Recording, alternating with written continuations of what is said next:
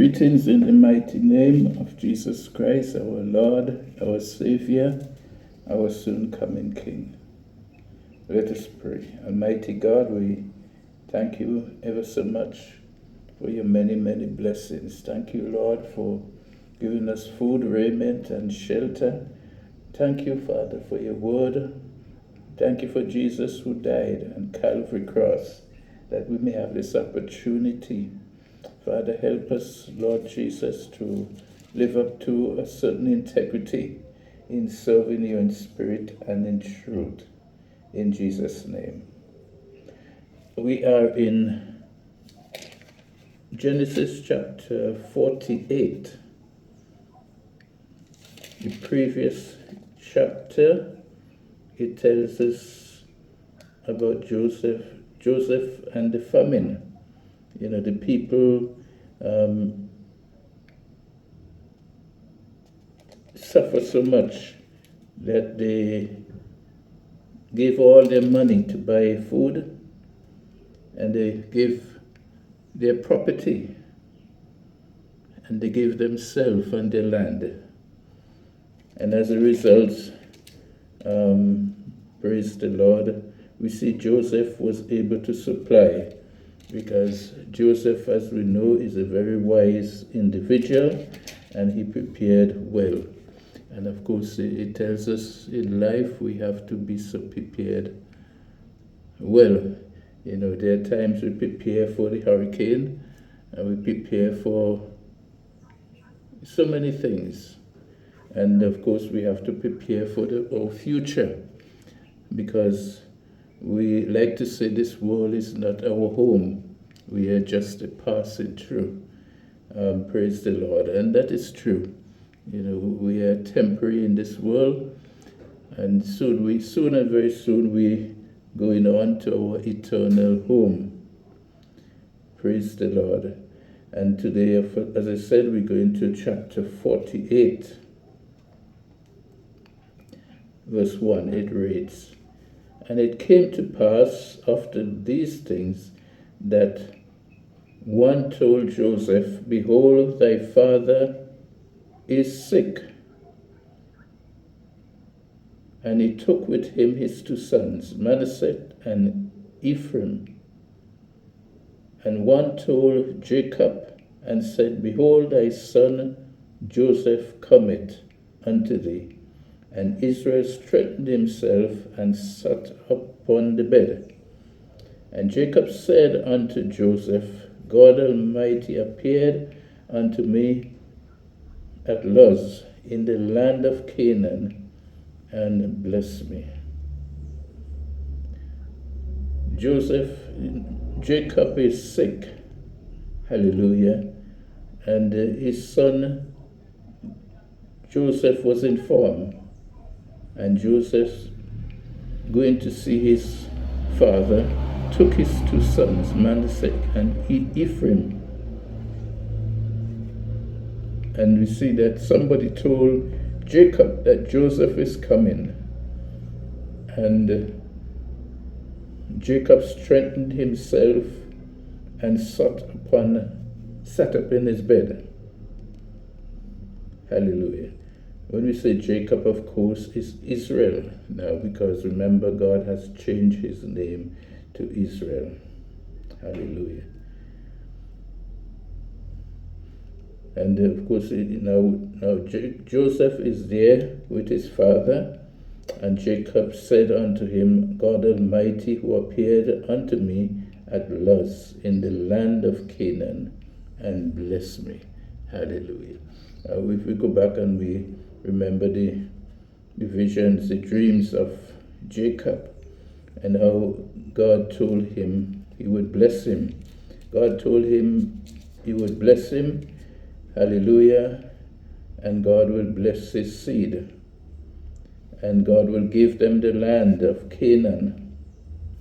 Verse 3, and Jacob said unto Joseph, let me read it again. God Almighty appeared unto me at Luz in the land of Canaan, and blessed me, and said unto me, Behold, I will make thee fruitful, and multiply thee, and will make of thee a multitude of people, and will give this land to thy seed after thee for an everlasting possession.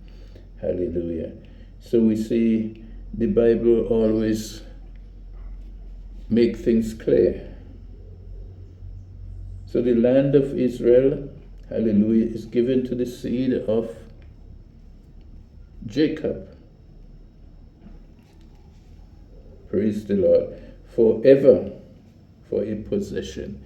So when we hear the news and say other nation want to claim the land and so on, we know that the will of God is that Israel should be a nation to possess the land.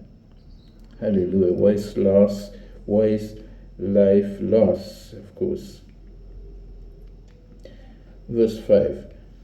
Jacob continued to say, And now thy two sons, Ephraim and Manasseh, which were born unto thee in the land of Egypt, before I came unto thee in Egypt, are mine. As Reuben and Simeon, they shall be mine. And thy issue which thou begettest after them shall be thine, and shall be called after the name of their brethren in their inheritance. Praise the Lord. So Jacob is a man of God. He had a lot of encounter with God. Hallelujah.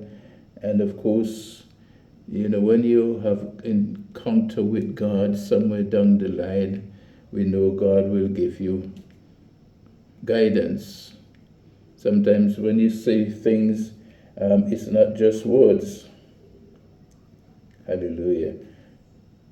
Praise the Lord. And so here we see Jacob is being led to say to Joseph, his two sons, Ephraim and Manasseh, should be counted among his children.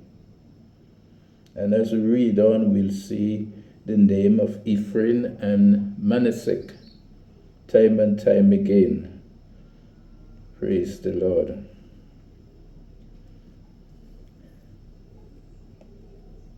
Verse 7. And as for me, when I came from Paddan, Rachel died by me in the land of Canaan,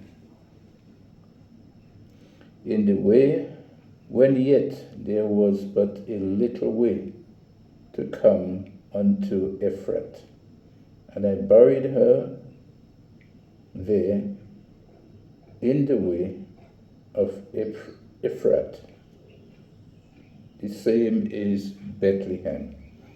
So, in other words, he buried Rachel, his beloved wife, in Bethlehem. Hallelujah. Verse 8. And Israel beheld Joseph's sons, and said, Who are these? And Joseph said unto his father, They are my sons, whom God had blessed me in this place. And he said, Bring them, I pray thee, unto me, and I will bless them. Hallelujah. So Jacob just wanted to bless his family and bless the sons here of Joseph. Praise the Lord. Of course, we love our family. Hallelujah. And we love our people, our brethren. And there are times we yearn to bless them, with whatever God allows us to do. Hallelujah. And, naturally in this world, we know that as parents, the time comes when we know we put in our house in order to leave this world. We because we love our children and so on, we want to bless them. And of course, many times we would want to pray for them. Hallelujah. And God is the one who gives inspiration and revelation. And here we see that as we read on, we see Jacob have revelation that, hallelujah, even Joseph did not understand as much.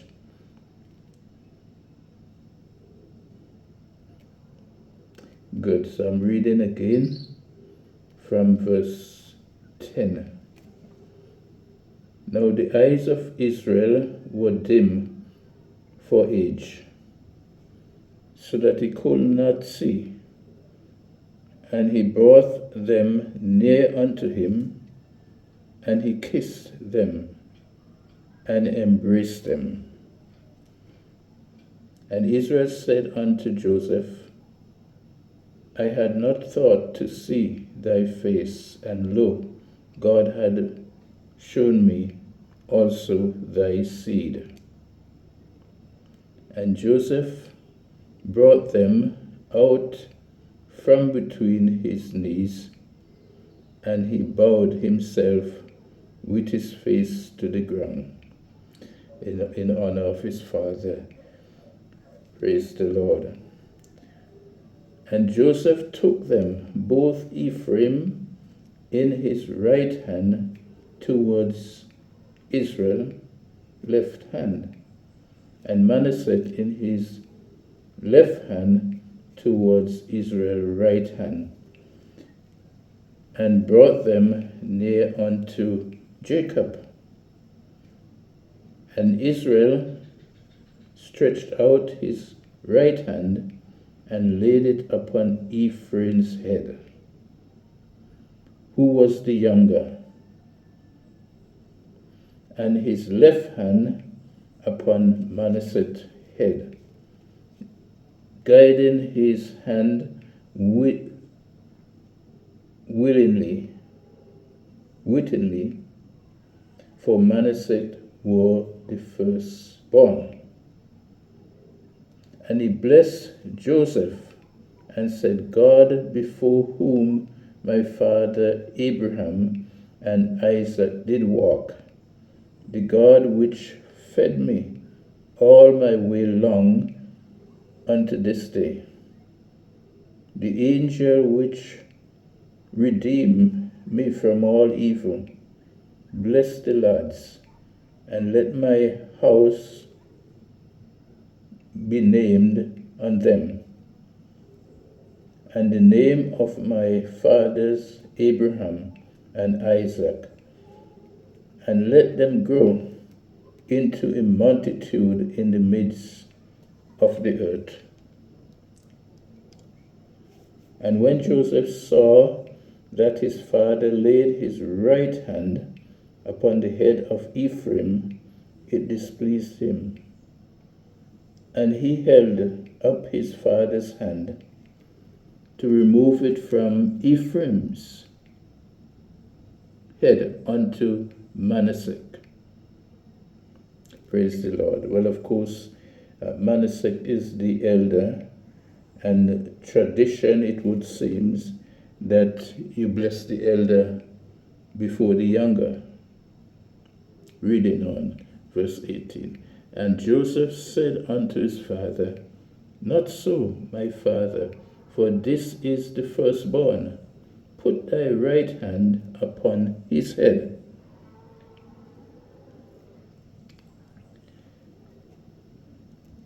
And his father refused and said, I know it, my son, I know it.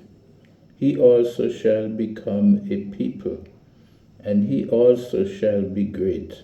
But surely his younger brother shall be greater than he, and his seed shall become a multitude of nations. Hallelujah. So we see that Jacob is led to put his hand on the younger because he had revelation of somehow, that's the way it should be. And the younger would be greater than the elder. And we know it's not new to Jacob, because Jacob is is the younger between him and Esau. But Jacob exceeds. He received the blessing. Hallelujah. So bless the Lord. So it's not strange to Jacob. But Joseph initially looking to say that his father made a mistake. But his father said, no, not so. And then the father Israel explained that the younger shall be greater than the elder. Verse 20. And he blessed them that day, saying, in thee shall Israel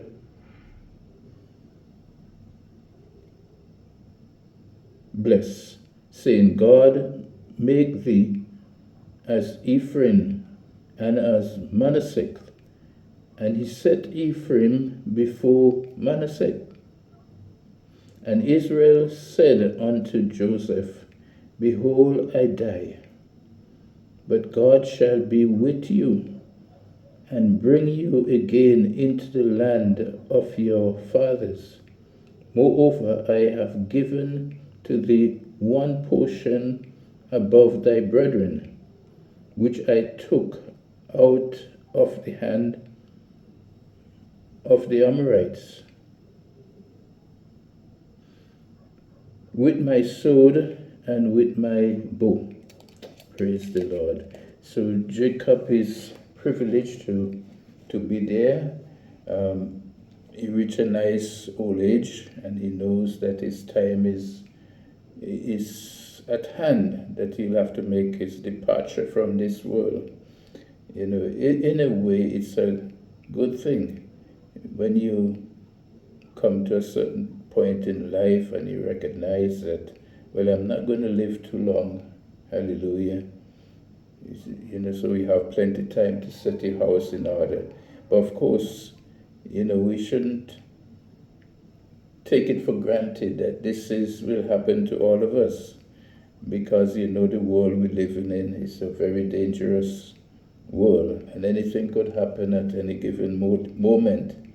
So we need to be ready. And of course, Jesus advised us to be ready, because we don't want to be as the foolish virgin without any oil in the lamp. We want to have oil in our lamp at all times. Jesus said, watch and pray. Hallelujah. You know, looking for his coming again. Bless the Lord. So it's a privilege for Jacob. Thank God for everything. May the good Lord continue to bless us as we continue in his word, in Jesus' holy and precious.